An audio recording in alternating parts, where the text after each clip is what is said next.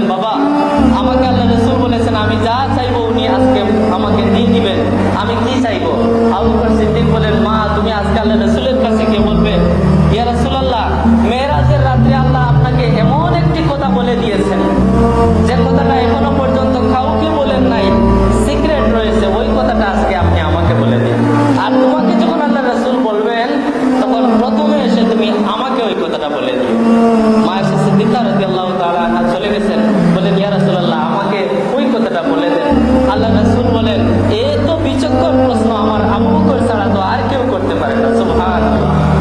আল্লাহ রাসূল বলেন, তাহলে আমি যদি তোমাকে বলে দিই এটা তো আর গোপন থাকলো না, তবে জেনে রাখো যে মানুষ ভাঙ্গা হৃদয় দুইজনের মন ভেঙে গেছে, তার বাবা নাই, আপনি তাকে সান্ত্বনা দিয়ে তার হৃদয়টা জুড়িয়ে দিয়েছেন। দুইজনের মন এমন ভাবে ভেঙে গেছে, দুই ভাই এমন ঝগড়া করে আলাদা হয়ে গেছে, তাদের সাথে মিলমিশ করে দিছেন, অর্থাৎ ভাঙ্গা মন জোড়া লাগিয়ে দিছেন।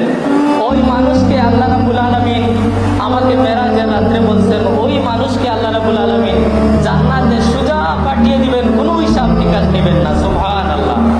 উনি দৌড়ে গেছেন, আব্বাজান জানেন কি আল্লাহ রাসূল কি বলেছেন? আল্লাহ রাসূল বলছেন, যে মানুষ ভাঙ্গা মন জোড়া লাগিয়ে দেয় ওই মানুষকে আল্লাহ রাব্বুল আলামিন বিনা হিসাবে জান্নাতে দিয়ে দিবেন। আয়েশা সিদ্দিকা রাদিয়াল্লাহু তাআলা আনহার এই কথায় আবু বকর সিদ্দিক রাদিয়াল্লাহু তাআলা খাদা শুরু করে দিয়েছেন। উনি বলেন, বাবা খাদার তো কিচ্ছু নাই, আপনি তো জীবনে অনেক মানুষের ভাঙ্গা মন জোড়া লাগিয়েছেন, আপনি এখানে খাদেন কেন?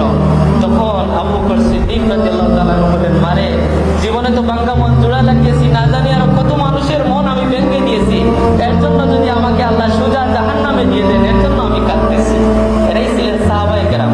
তো আপনি তার মনটা তখন আপনি ভেঙে দিয়েছেন, কি করছেন? তার মনটা ভেঙে গেছে, সে বলতেছে আল্লাহ আমাকে তো এই তৌফিকটা দেন নাই, তাকে যে তৌফিক দিয়েছেন।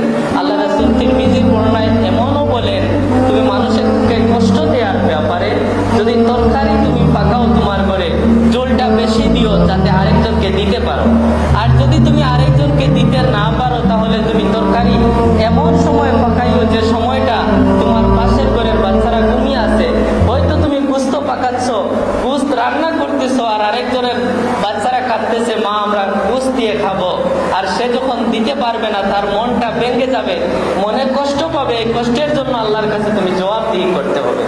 বাজার অনেক নিয়ে আপনি ঘরের মধ্যে আসছেন রমজানুল মুবারকে, আপনার পাশের ঘরের একজন আনতে পারতেছেন না, আপনি তাকে বড় মাছ দেখিয়ে দেখিয়ে নিয়ে আসতেছেন, কিন্তু পাশে আরেকজন এতিমের ফ্যামিলি, আপনি তাকে দিতে পারেন নাই। আল্লাহ রাসূল বলেন তুমি লুকিয়ে নিয়ে আসো, না হয় সে হয়তো এরকম ভাবে তার মনে দুঃখ আসবে, গত বছর আমার ঘরের উনিও তো ছিলেন, এরকম আমাদের ঘরে তো খরচ